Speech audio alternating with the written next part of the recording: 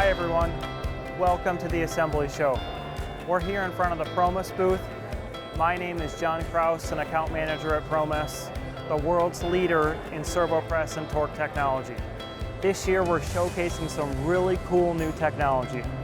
The Promess robot press with its new quick disconnect feature, allowing you to take your manufacturing to a completely flexible level.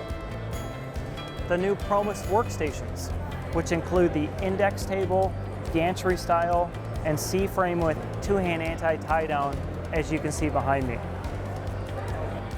Throughout the week, there's several events, whether it be speaking engagements, which include our own President Glenn Nosley speaking on the use of reps in the manufacturing industry, the live recording of the Assembly Show podcast, as well as, last but not least, the Product of the Year Award, where each exhibitor has the opportunity to enter a new product in a competition style with a chance of winning your new product on the front cover of the Assembly Show magazine.